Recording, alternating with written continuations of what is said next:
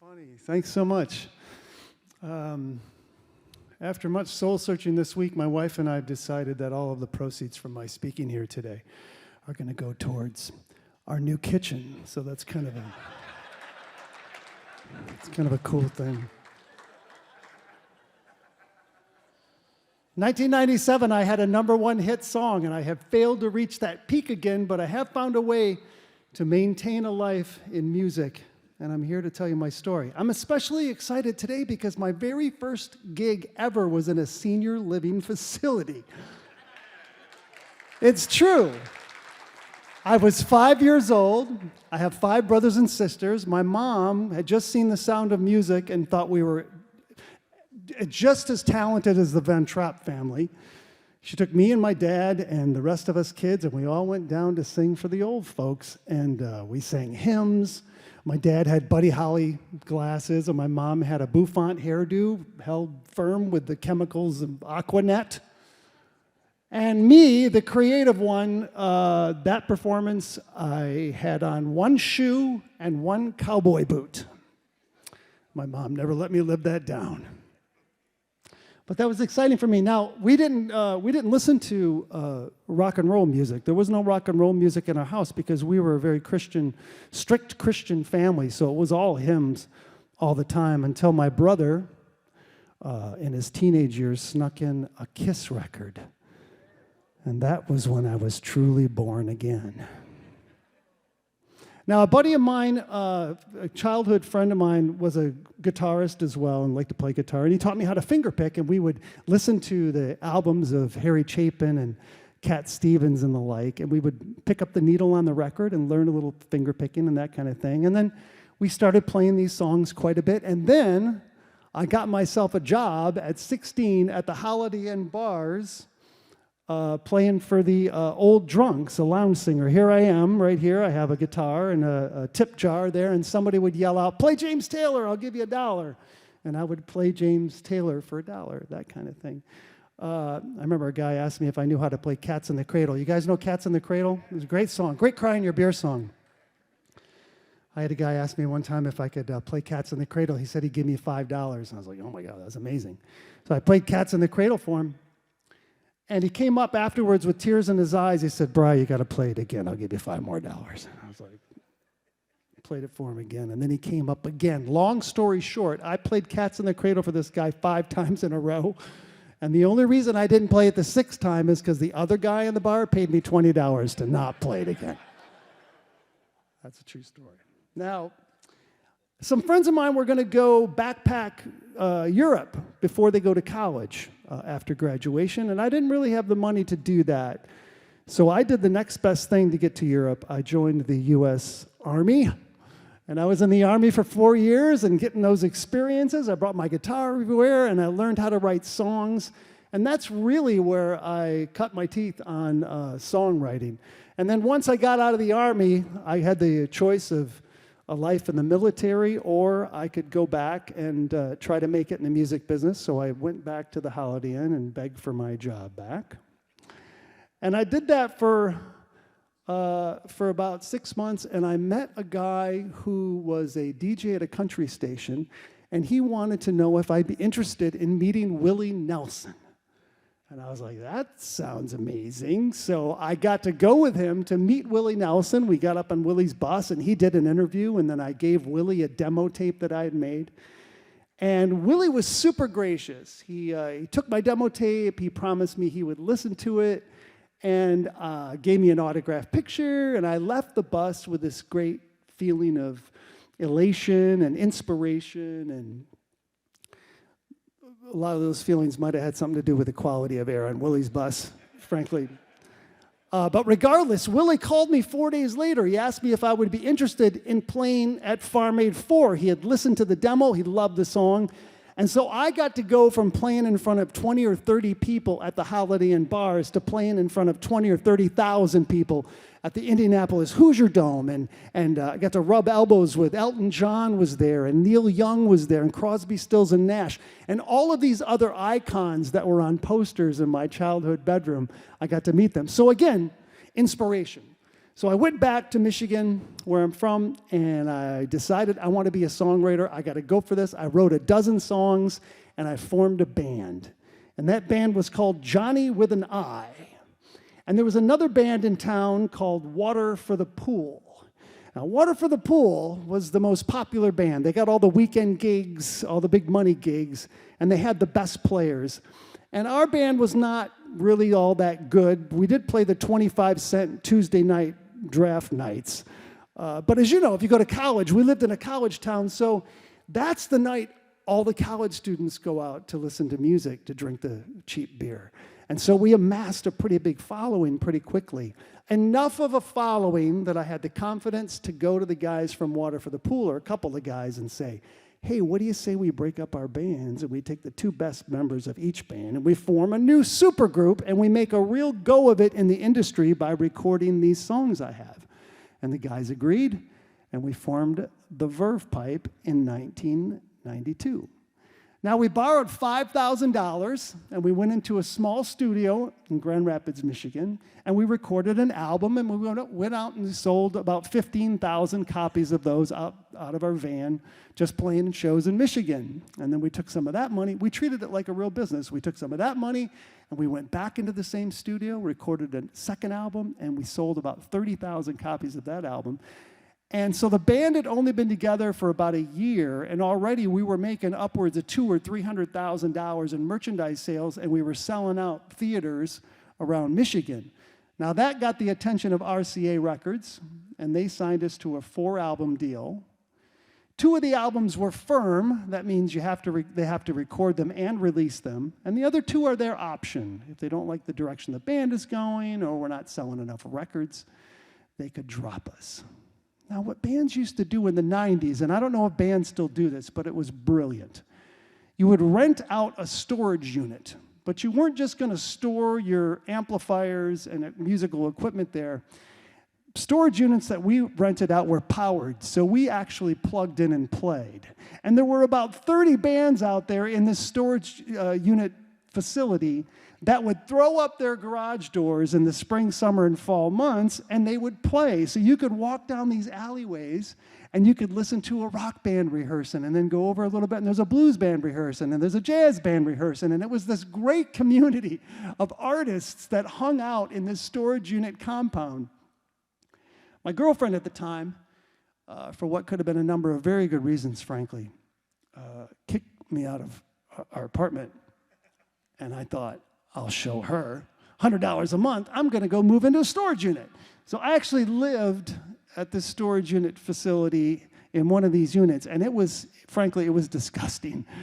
There was a mattress on the floor, there was, my musical equipment, but that's about it. No bathroom, no kitchen, of course. And, well, I guess it wasn't too bad. As you can see, it was a gated community. So that was the bonus of it. But the nice thing about it was that I could roll up my sleeves, be around other musicians, and I could write these demos that I needed to write for RCA, for our major label debut. And I spent about a month on these songs, and I came out and I sent the demos to RCA, and they flipped out. They're like, oh my God, you got 4 hit singles here. We're going to send this music to Jerry Harrison of the Talking Heads. And they sent it to Jerry Harrison of the Talking Heads. And Jerry Harrison of the Talking Heads called me on the phone and he said, my God, Brian, these songs are amazing. Bring the band out to San Francisco. You can record at the record plant where Fleetwood Mac recorded Rumors and where Metallica is currently recording. And during that 3-month recording process, you can live in houseboats in the San Francisco Bay. I'm like, this is insanity. How amazing is this for a band from Michigan? RCA said, okay, this is all going to cost about $250,000. That's the budget for 3 months. Go out and make a great album. And we did. We made an album called Villains. Now, what happens after a band records an album is the record label needs 3 to 6 months to set up the record. So they'll pick the date, and then there's 3 to 6 months of us waiting while they try to get your single played on the radio stations all over the country and try to get your videos on MTV and VH1. While they do all that legwork, the band goes out and plays a bunch of shows in places where you've never been before because, of course, you want to drum up national interest for your release date so you make a big bang on that release date. So we went down to Texas, in Oklahoma and Arkansas and all the southern states where we had never been before. And again, playing for 20 or 30 people a night, cramming 5 guys into a hotel room. Until we got a call, believe it or not, from the band that created the very first rock and roll record that ever entered our household. We got a call from the band Kiss. Now, Gene Simmons of Kiss had heard an advance copy of our album and asked us if we would want to go out and open up for Kiss for 30 dates. I was like, this is going to be amazing. It was not. I learned 2 things on this Kiss tour. The first thing I learned was that you have to know your audience, okay? We were not like Kiss at all right? We didn't wear costumes and have explosions and blow fire and all that kind of thing. So imagine 20,000 people in any given city are so excited because Kiss is getting the original members back together. They're going to put the makeup back on and put their old show back together with all the spectacle of the lights and fury. And so 20,000 Kiss fans buy tickets, and 20,000 Kiss fans drive to the arena, and 20,000 Kiss fans wait outside of an arena for 2 hours, and then 20,000 Kiss fans cram inside of an arena for 2 hours and wait to see Kiss. And the lights go down, and 20,000 Kiss fans roar in anticipation of finally seeing Kiss, and the little lights come up, and it's some stupid band in Midwestern clothing. They were not nice to us at all. Which brings me to the second thing that I learned on this tour, was that I would never fear another crowd again for the rest of my life. I'm not afraid of you people at all. Well, we got through the Kiss tour. Didn't sell very many records going that way, but RCA did a heck of a job with the promotion of our first single, which was a song called Photograph, and it did pretty well. We sold about 200,000 copies on our release date when the album came out. But we also had an ace up our sleeve, and that was our song called The Freshman. I have my guitar with me today, and I thought maybe I'd play it for you.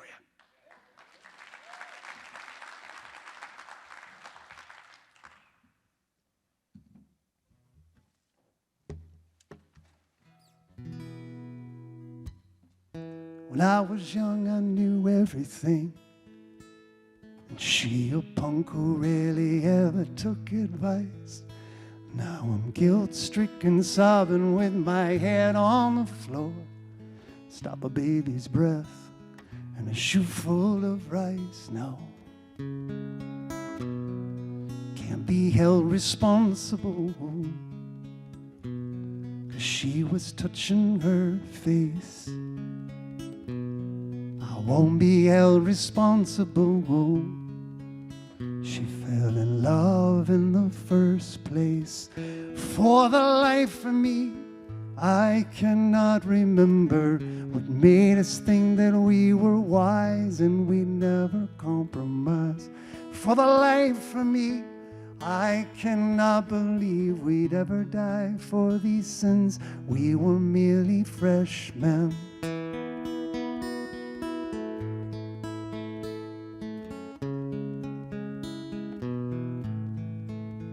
Best friend took a week's vacation to forget her. His girl took a week's worth of Valium and slept, and now he's guilt-stricken, sobbing with his head on the floor. Thinks about her now, how he never really wept, he said. Can't be held responsible, was touching her face. I won't be held responsible. She fell in love in the first place. For the life of me, I cannot remember what made us think that we were wise and we'd never compromise. For the life of me, I cannot believe we'd ever die for these sins. We were merely freshmen. Hey, yeah, yeah, yeah, yeah. Hey, yeah. Hey, yeah, yeah, yeah, yeah. try to wash our hands of all of this. We never talk of our lack in relationships, how we're guilt-stricken sobbing with our heads on the floor. We fell through the ice when we tried not to slip. We'd say, hey, can't be held responsible, 'cause she was touching her face. I won't be held responsible. She fell in love in the first place. For the life of me, I cannot remember what made us think that we were wise and we'd never compromise. For the life of me, I cannot believe we'd ever die for these sins. We were merely freshmen. For the life of me, I cannot remember what made us think that we were wise and we never compromised. For the life of me, I cannot believe we'd ever die for these sins. We were merely freshmen. We were merely freshmen. We were only freshmen.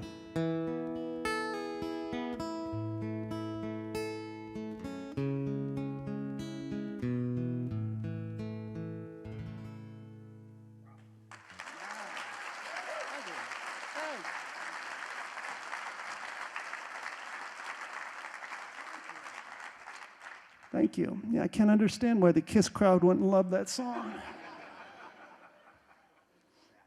A lot of people did, though. I mean, we sold 1.5 million records pretty quickly. Propelled the band to superstardom. We knocked U2 off the #1 spot. I'm a huge U2 fan. I did not feel bad for them at all. They did just fine, by the way. We held that spot for 4 weeks. And finally, RCA decided they had made enough money that they could hire a stylist for us. So we were no longer those guys in Midwestern clothing. We became these guys. That's my little brother Brad with me. He formed the band with me. I can't really blame him for this look, I guess, if you consider what RCA had to work with. Now, you're only as popular as your next, I like how that explodes our images. You're only as popular as your next hit song, is what they say in our business. And we did not have another hit song on that record, so we had to go back into the studio and record another album. Now, I had some writing to do. Logic would tell you, go back to the storage unit where you wrote all those hits on the other album, right? But rock and rollers don't think about logic. Right? I was a worldwide rock star, right? I'm hanging out with Lauren Holly and Cameron Diaz and these other actresses. What was I going to be like? Hey, ladies, I would love to hang out tonight. Why don't you come over to my storage unit and do me a favor and pick up a case of Zima? Remember the 90s? No, I was not going to live in a storage unit. I said, let us move to New York, RCA. Let us come to New York. We'll write the album there. We'll record the album there. We'll take in the vibe of the city. Musicians like to say things like that. We'll take in the vibe of the city and make a great album. And RCA said, okay, well, that's going to be about $400,000 for 3 months. And we're like, no problem. But like a menu in a cheesecake factory, there are too many options, too many ways to get into trouble. Too many ways to spend money in New York. So our budget for $400,000 for 3 months soon turned into 6 months, then went to 9 months, making our budget for the album a total of $1.2 million to record a record. Now, remember that very first album the band ever recorded? It was $5,000. All right, this was a perfectly good album. This was $1.2 million to record this album. They didn't even have enough money left to have a decent cover for it. They just ripped something out of a biology book. Now I'm thinking, listen, don't worry, guys. We have to pay back $1.2 million, but We have 1.5 million fans that bought our last record, right? So at least 10% of those people are going to rush out in the first week and buy our album. So 150,000 in the first week. My manager was like, now you got to lower your expectations. No band sells 150,000 records in the first week unless you're the Spice Girls. Again, remember the 90s.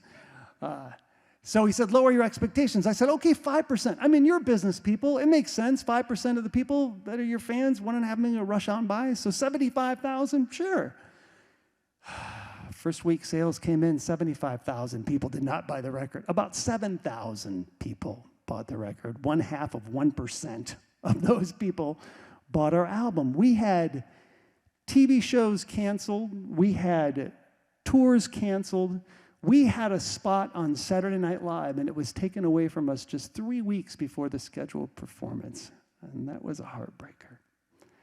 Heartbreaking enough that I went into a depression, and I did what most spoiled brat rock star millionaires do when they get depressed. I spent all my money.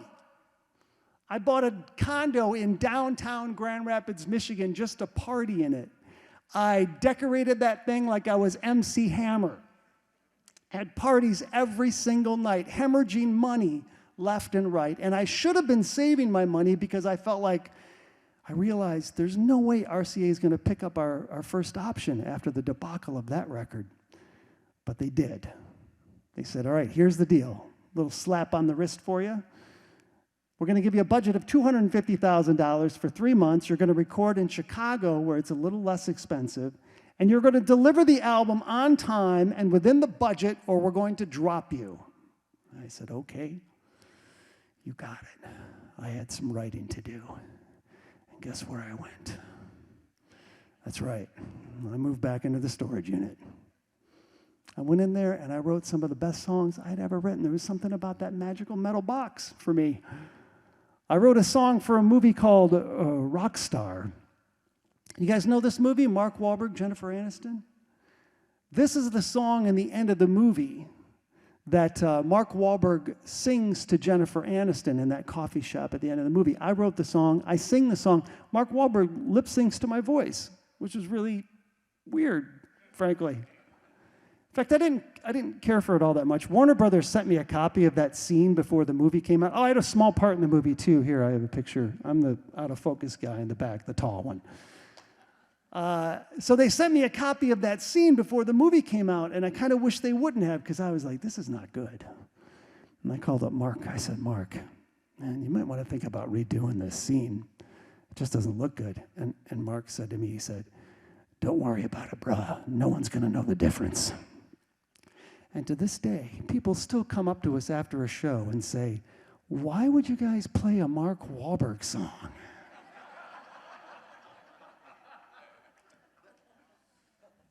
tell you what, let me just play a little bit of that song for you. And if you want to record this and post it, and you want to hashtag Mark Wahlberg, that might be a cool thing.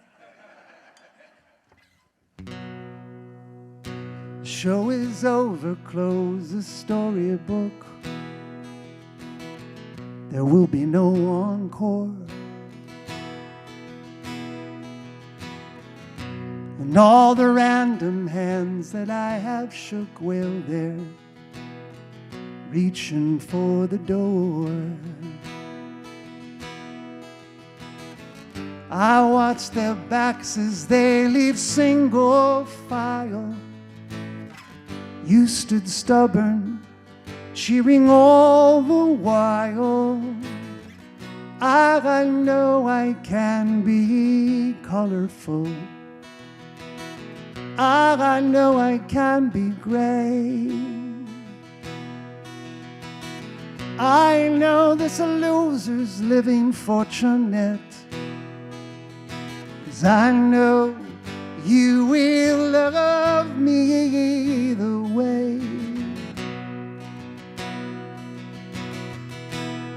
Oh, but look ahead, as far as you can see. Well, we'll live in drama, but we'll die in a comedy.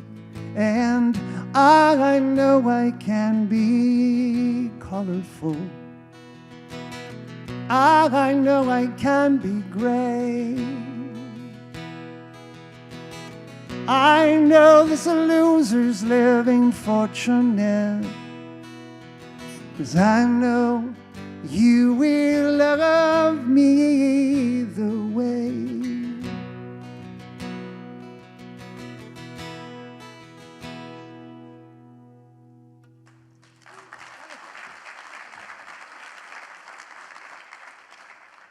So we had that song in the end of a movie with two of the most popular box office stars at the time. I also wrote a song called Never Let You Down that radio loved. They already started playing this before the movie came out. It got up to number 22 with a bullet, which means that this song is probably going to make it into the top 10 in the next few weeks, maybe even top 5, maybe even another number 1 hit song. So we had everything going for us. It was the perfect marketing storm. Got the movie, the song in the end of the movie. The hope is that people see the movie, watch the last song before the credits start, they leave, they go over to the record store, again, remember the 90s, and they buy our album, which is on the shelves with it. So everything is going our way. Now we're out on the road, and we get our release date. That's the date, like I said before, RCA has to choose this date 3 to 6 months in advance, because they need a lot of time to get all those tens of thousands of records in the stores in time for these massive sales. And you look at the date back then and you go, well, great, it's in the fall, so the kids are going to be going back to school, and then you got Christmas, they're going to be talking about music that they've been listening to over the summer, and then you got Christmas retail right around the corner. And you look at the date now and you go, wow, worst possible fall you could ever try to release anything. Our album and the movie were both released on 9/11. So, I mean, it's a worse tragedy than that. People died, but I'm speaking from a marketing perspective. What do you do? What do you do? You can't go out and promote something, which nobody could at that time. All of the radio stations that were playing that song that was number 22 with a bullet, they all decided that they were going to drop all the new music and play comfort music or classic rock, which was completely understandable. That's what the country needed, some familiarity. And so that song just kind of slipped off the charts. Nobody really wanted to go see a romantic comedy about a hair band, so nobody went and saw, Rockstar in the theater. So it was just about 3 months that we had thought that we were going to be strapped in for this great mega stardom. Once again, 3 months later, I got the call from RCA that they were going to go ahead and drop us. And at that point, we got dropped from RCA Records. Now, I was out of money. All right? I was upside down in that condo. I had to take out money from my IRA and balance it out, sell the condo. I had about $10,000 left. I went out and I bought a 1994 Ford Searcher RV. Had a driver's area, I had a kitchenette in the back and a bathroom in the back, and I was just gonna get in this thing after selling all of my goods in my condo with just a guitar, a couple pairs of jeans, and just play in any coffee house that would have me. Just drive off into the sunset and play shows. That was it. That was gonna be my life, music. And I'm making these long drives across the country, 8, 10, 12 hours a day, just to play a small place, just to play music again. And I realized, here I am again, long drive, secluded in a giant metal box. Only this time, I'm in a mobile storage unit. And so I write some songs, and I write a dozen songs, and I drive all the way back to Grand Rapids, Michigan, and I put down $5,000, and I said, I want to record a solo album, and I did. I called it Resurrection, and then without any kind of radio support or video support or label support, I sold 10,000 copies. Now, when you don't have a record label taking 90% of the profit, 10,000 copies sold is about $100,000. So I'm making money again. I'm like, I got it all figured out. Now I just got to go back out, write some more songs, go back into that same no-frills studio, no nonsense, and record another album and get back on the treadmill just like the Verve Pipe did in the early days. So I'm making these long drives, and I play a show, and I'd sell some merchandise. And I'd make the drive the next day, play a show, sell some merchandise, make the drive, play a show, sell some merchandise, and I met a girl. And I fell in love. And we wanted what everybody, well, most people want. We wanted to get married and raise a family. And no matter how hard I tried to convince her, she was not going to raise a family in something called a mobile storage unit. So we bought a house in 2008. That one was on me. So I'm not exaggerating with you when I tell you this. Not only did I not have enough money to make another record, we didn't have enough money to pay the mortgage. That was the absolute bottom, because we also had a baby girl on the way. I was saved. I was saved by a fan. An unlikely place. A fan saved me. She wrote me an email. She said, hey, I wonder if you want to come play my birthday party. And I was like, I'm kind of a rock star. I really don't play birthday parties. She wrote me back. She said, I'll pay you $2,500. I'm like, what time is that party now? So I got in my car. I drove to her house, and I played her birthday party. She had set up her living room like a venue, like the coolest venue that had fresh flowers and vases and had family photos on the walls, and she put out 50 folding chairs for her family and friends, and she sat me in front of the fireplace, and I played all of the songs that she wanted me to play for an hour. And then when I was done playing those songs, somebody yelled out, play James Taylor, I'll give you $1. It's like it all came full circle for me. It was like I've played in so many venues in my lifetime. We played Wembley with Kiss. I've played in Japan, all over the world, and this was like the greatest gig ever. And I'm driving home that night, and I've got a check for $2,500 in one pocket, and I've got $500 in cash in the other pocket, and I'm driving, and I'm thinking to myself, I have 4,000 people on my mailing list. They all have birthdays. That's $10 million.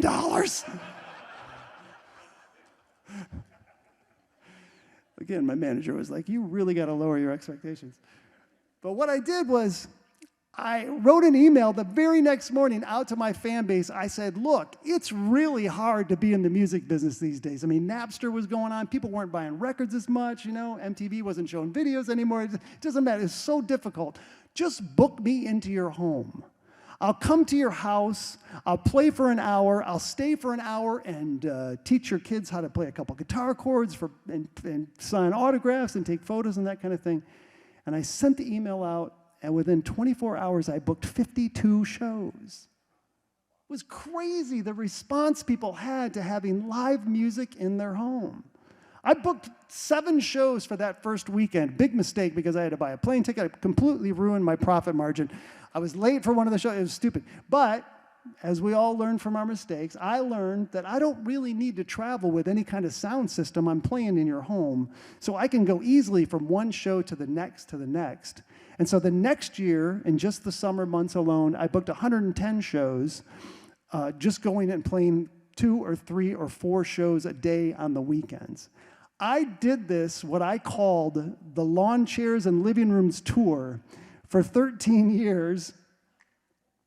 Here's a typical setup right here. This is Jim and Mary Ann Fisher's place in Grand Haven, Michigan. See, I know all their names and I know where they live. It's nice to know where your fans live.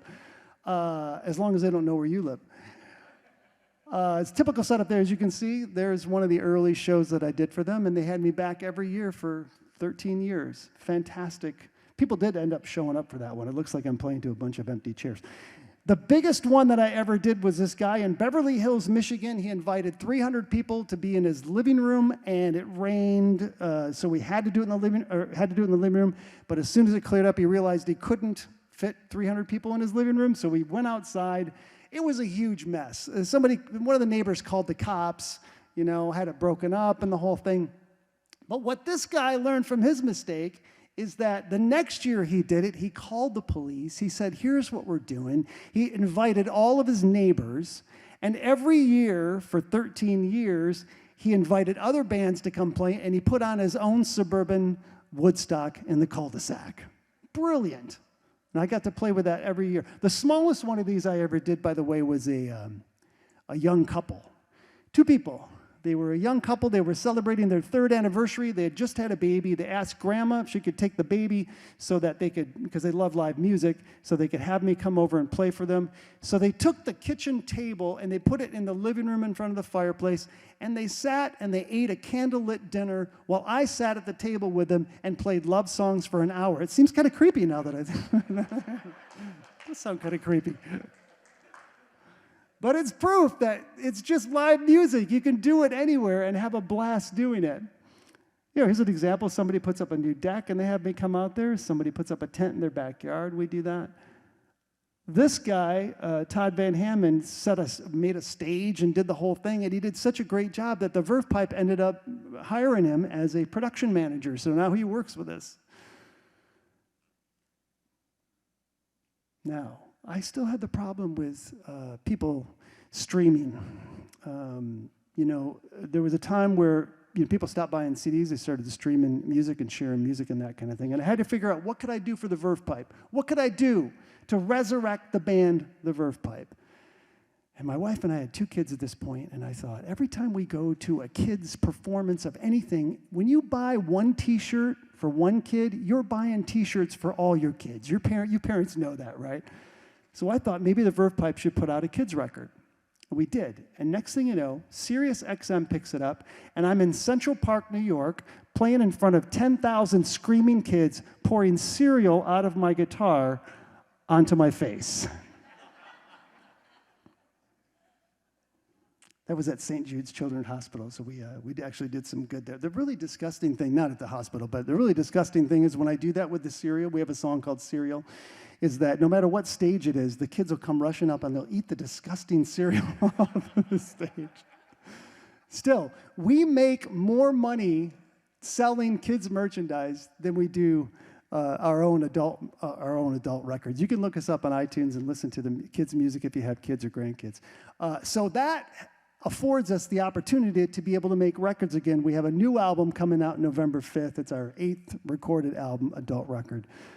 So check that out as well. But what I'm saying is that having the idea to do kids' music really put us in a good position financially. Now, a friend of mine made a documentary called Lawn Chairs and Living Rooms, and he followed me around for a weekend where I played 7 shows.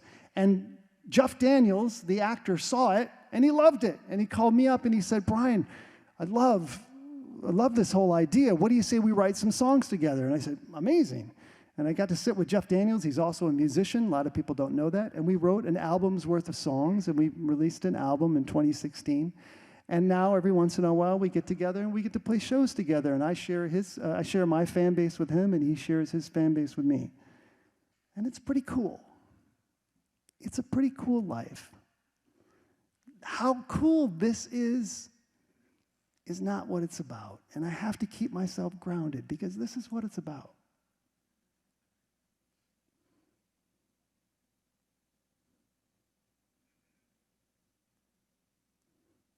These are the people that mean the most to me in my life, besides my own family. They're the ones that keep me going.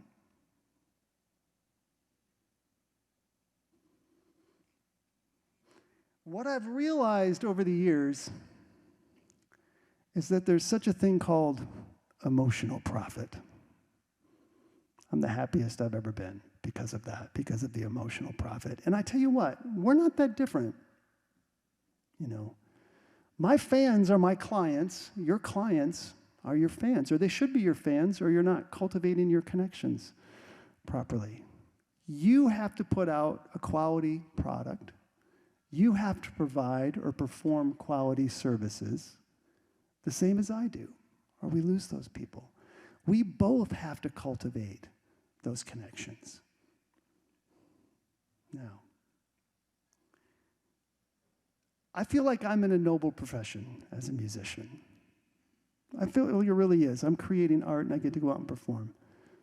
But honestly, if you thinking about this week when I got booked for this, I'm thinking about this. What is more noble than the ancient art of caring for our elders? I don't think there is any. And I think that you should all be proud of that. And I think you should take time this week, go back to your people, Reconnect with the people you haven't reconnected with. Cultivate that connection. And then bathe in the glory that is emotional profit.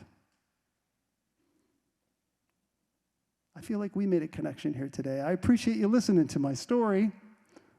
Do I have time for one more song? All right, let me do one more. Did you want to hear Cats in the Cradle? We could do that. 5, 10, 15, 20, 25. Actually, you know what? I was going to play something else, but let's do Cats in the Cradle, because that is a fun. That kind of brings it all full circle, I think.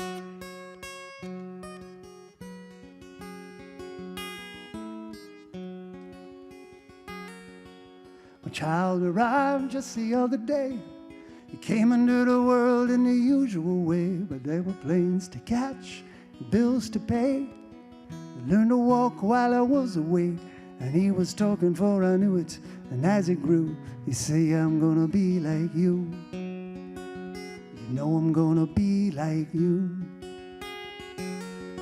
And the cat's in the cradle and the silver spoon, little boy blue and the man in the moon. When you're coming home, Dad, I don't know when. We'll get together then. We're gonna have a good time then.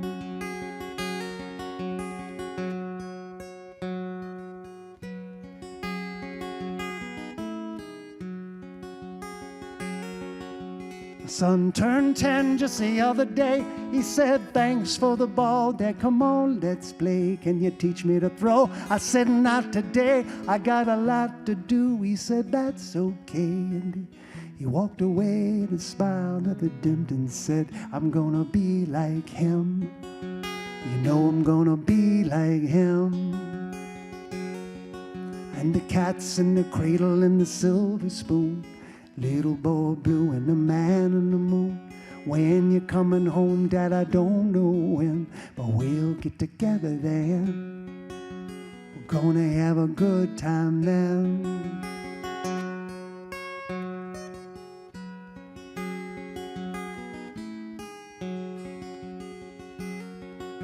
He came from college just the other day, and so much like a man I just had to say. Said, I'm proud of you, can you sit for a while? He shook his head and he said with a smile, oh, what I'd really like, Dad, is to borrow the car keys. See you later, can I have them, please? And the cat's in the cradle and the silver spoon, little boy blue and the man in the moon. When you're coming home, said I don't know when, but we'll get together then. We're gonna have a good time then.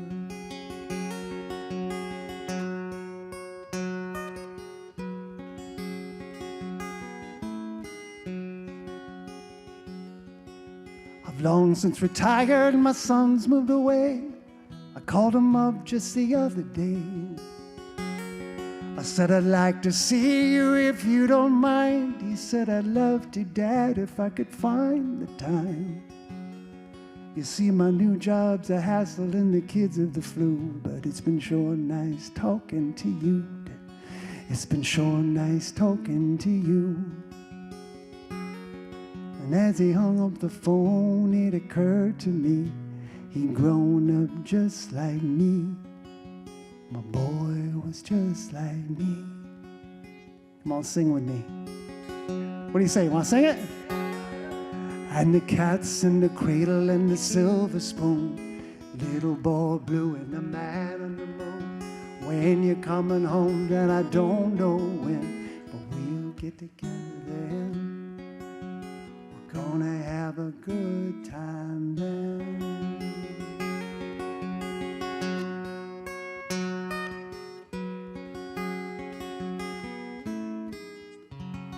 What a pleasure. Thank you so much. Yeah. Thank you. Thank you, folks. Thank you. Give it up for Brian Vander Ark. Awesome job, Brian. Thank you.